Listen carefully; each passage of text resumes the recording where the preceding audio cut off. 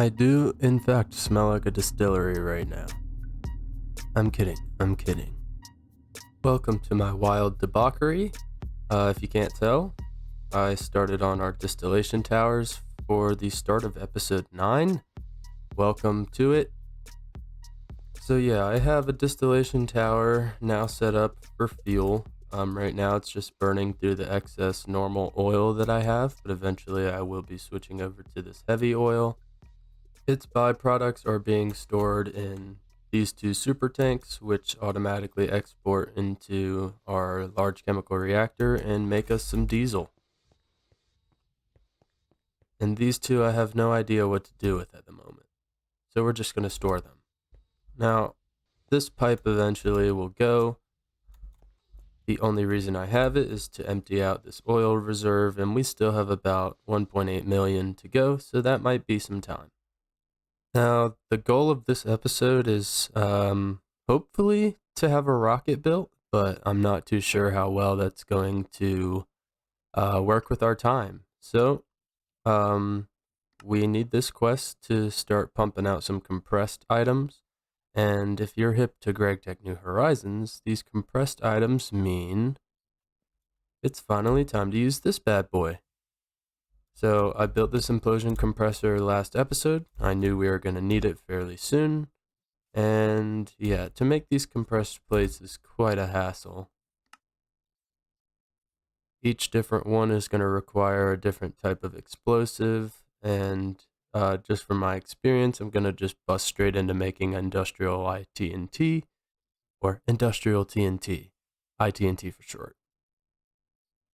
Now, part of that process requires these triple plates to be put into the Implosion compressor. So while that's being taken care of, I'm going to get the chemicals we need to make a pretty decent sized batch of ITNT. So here's our recipe for ITNT. We just need some gelled toluene. Is that how you say it? Toluene? And some nitration mixture. This right here is the beast. Luckily, the root of it is ammonia. I don't have fermented biomass yet to mass produce this ammonia, so I took the easy way out and just combined some hydrogen with nitrogen to get that ammonia. And now we're slowly working towards our nitration mixture. So we're going to keep chugging away on that, and I'll come back when we can finally make the ITNT.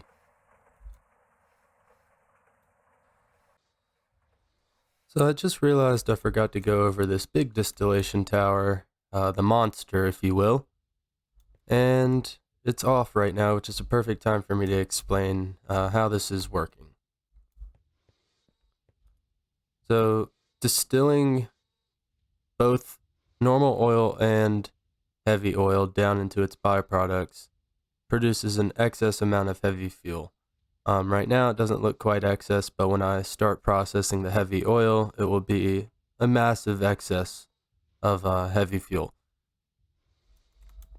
So I am piping the heavy fuel out and underneath into, not that, I'm piping that heavy fuel into this oil cracker, and the oil cracker is in turn cracking the oil with the steam from our normal old school steam generation, and it's cracking it down into severely steam cracked heavy fuel, which then gets distilled into 12 or 13 different byproducts. The main reason I did this is to have an easy supply of toluene, as this is going to be a great necessity for doing our implosion compressor. Well, in order to speed this process up a little bit, I did upgrade our large chemical reactor here for sulfuric acid, and made it a high voltage tier, so I can now make our industrial TNT right here in-house while the gelled toluene is being made downstairs. So I'm just finishing up the last little bit of this. I wanted a bunch of excess just in case I need it, which I know I will for some upcoming equipment. But I figure I'll go ahead and start here on making our compressed plates. I have all the steel, aluminum, and bronze needed for it. So I'm going to start slamming this stuff up. I'm going to try to spare you guys the noise because this thing is loud.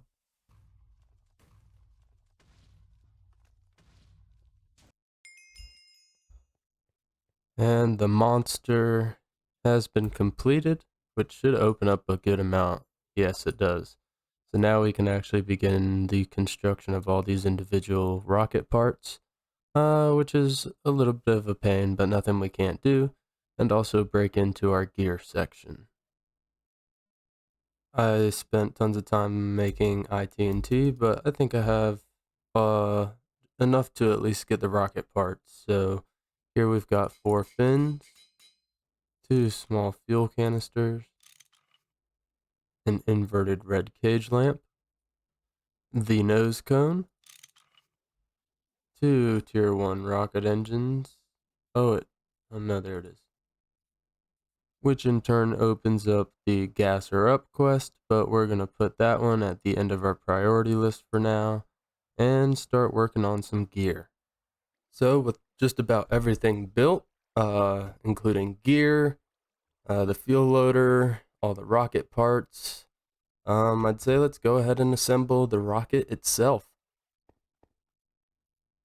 Nose cone on the top, the body, 4 fins, an engine, 2 fuel canisters, a chip, and a lander, and we have our tier 1 rocket.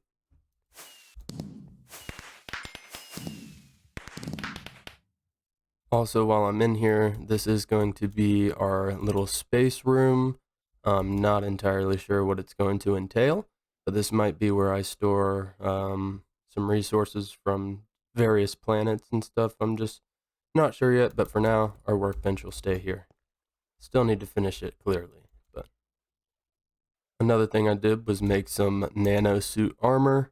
So now I'll have some night vision for when we get there, and just overall general better protection, I think. Hazmat, you know, the whole 9 yards. All I have to do, I believe, is empty out this chest, which just finished from a miner in the Twilight Forest. And then I'll have all 3 miners and some anchors, as well as a compressed chest to bring to the moon. The chest was emptied. I now have what I believe is everything that I need. My miners, I have some liquid oxygen to kick us off, uh, oxygen pipes, my oxygen equipment, fuel loader, some cetane, some building blocks, seismic prospector, printer, all that good stuff. I even went as far as to making wherever I put it. Oh, right here. The oil drilling rig so that I can grab some salt water and put it in the super tank and bring it home now that you can move super tanks with liquids in them. So, without further ado, I think we're going to go ahead and set this up.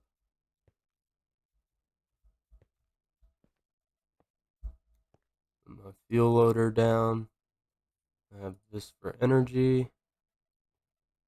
I have no idea how much this requires.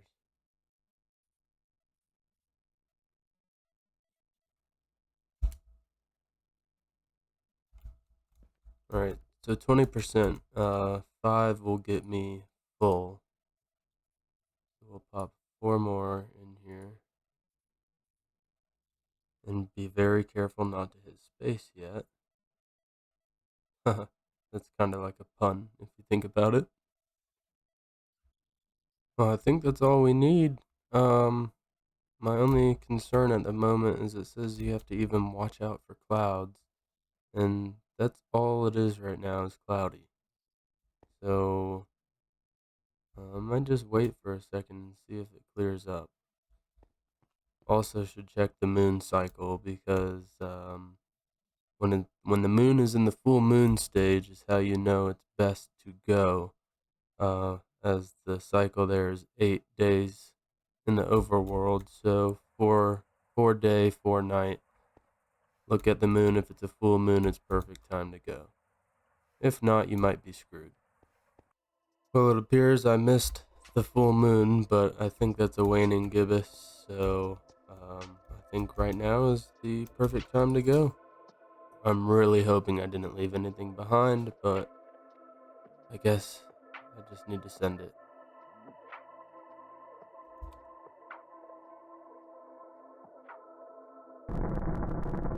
Here we go. 10 seconds. 3, 1. Coming for you, moon.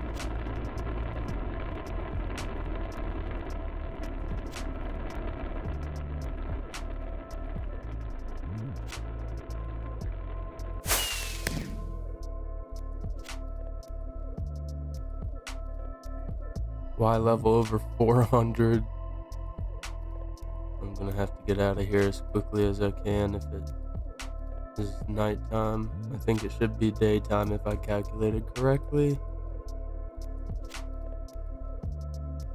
And I landed slam in a crater. How perfect. We have arrived. The first thing I want to do is build a little hut type of deal.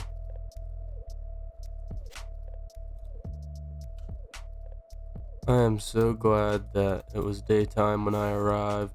It's gonna make my life so much easier starting off here, and then we can come back a second time when we're ready to do some more harvesting, but I think I'll be able to get a decent amount this first time.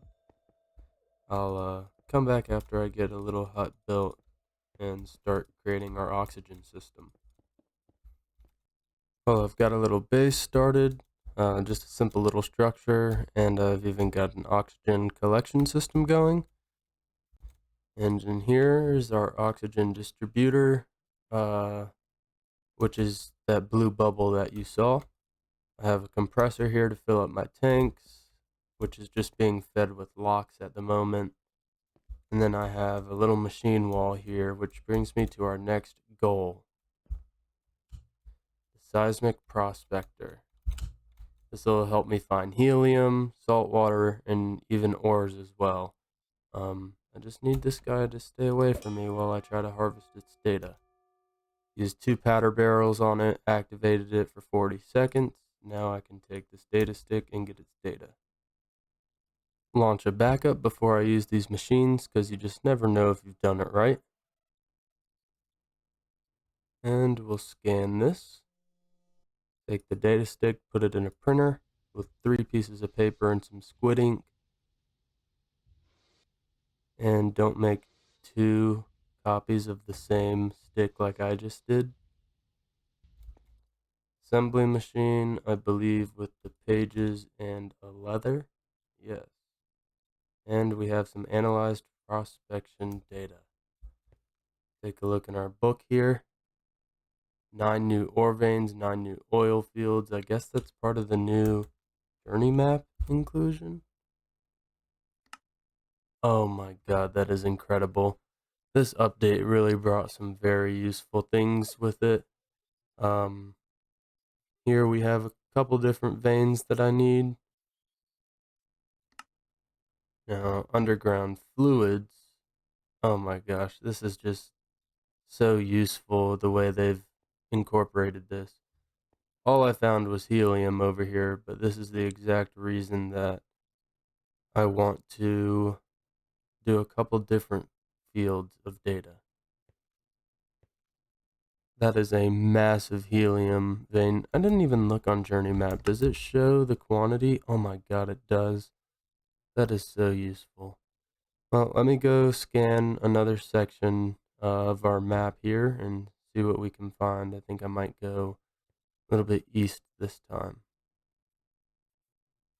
Alright, I've arrived back home with a new prospection data stick, and if I mapped it out properly, this should be the 3x3, 8x8 chunk area directly east of the one we just scanned. And our new book, we'll see. There's you found 9 new of everything, and hopefully this is right. That's the wrong key. Yes, indeed, and we also found some salt water. Not necessarily a good amount, but I'll take that. And let's see, the ore veins still need a fair amount of ore veins, but we'll take that for now. Well, I've got some miners set up and starting to mine some things now, so I figured it might be the perfect time to explore this moon dungeon that I found pretty easily. And I see the boss room. We've just got to fight our way to the end. Alright, the moon boss. Let's see how well we can do in this fight against him. I don't think it'll be too hard, but I do remember the lava being an absolute pain.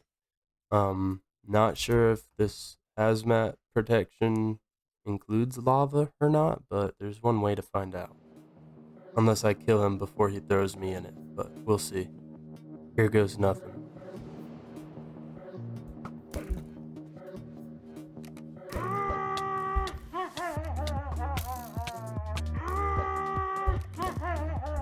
And that was it.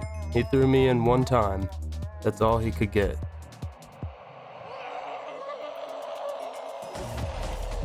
Give me all your items. Here, one dungeon key. Now let's hope that it has what I want inside. Otherwise I'll be a little upset. But that happened to me on my last run, so I wouldn't be surprised. Moon buggy! We got it, baby!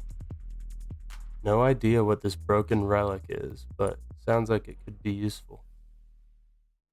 Guess I'll take these drones with me as well. I saw another one in here. I'm gonna go and collect my lamps anyways, because I'm not really gonna have a need to come back here. And I believe there's a quest for some moon dungeon bricks that I need to grab. Oh, just one. Oh, I needed the tier 2 rocket schematic. I guess I could trade in the moon buggy for it. I don't really need the I don't really need the moon buggy. It'll be a fun project for later if I come across another schematic. Well, it only took me about 3 hours last night to find a chromite vein. But in the process, I did 3 different seismic prospects, found a ton of different, well, I want to say different, it's almost all relatively the same stuff in a lot of it. But this was the one chromite mine, or ilmenite vein, and it has been depleted, and all 3 miners have finished. In total, this is the final haul we will be bringing home, which is an absolute crap ton, but I think this will hold us off and get us a good amount of titanium to start and get saturated into the EV age. So, without further ado, let's return to the overworld.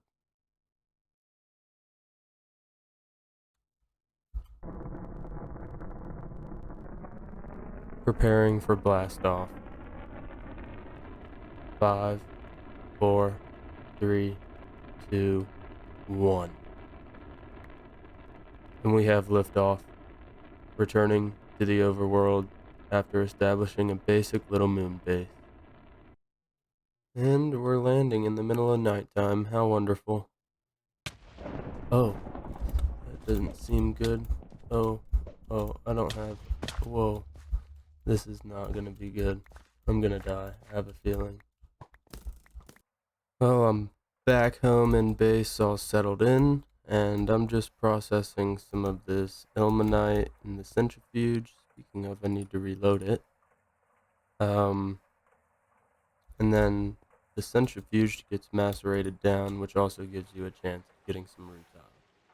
So I'm doing 2 batches right now. The chlorine at the moment, since I forgot the tape at home for the drill.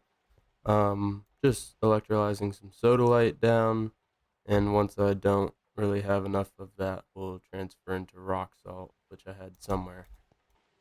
Here we are. We now have titanium ingots, and I did double what the quest asked for just because I figure I'll probably want to use quite a bit of that stuff right off the bat. But good news is we still have the processing being continued, and we'll have as much titanium as I want. Also in our space room, I have a little setup starting on its way to be dedicated for rutile processing, but I am gonna need some upgrades here, including an EV combustion engine, transformer, so on and so forth. So I'm fully locked and loaded with ilmenite, but I need power. Well, everyone, I think that's gonna go ahead and wrap up today's episode. Made it to the moon, got a fair amount of resources, and a little bit of update on some machine processing as well. I did get those 2 HV thermal centrifuges up and running, so we have tons of rutile, and yeah, we'll be ready to get nice and deep into the EV age next episode. Thank you for watching, hope you guys enjoyed, and I'll see you in the next one.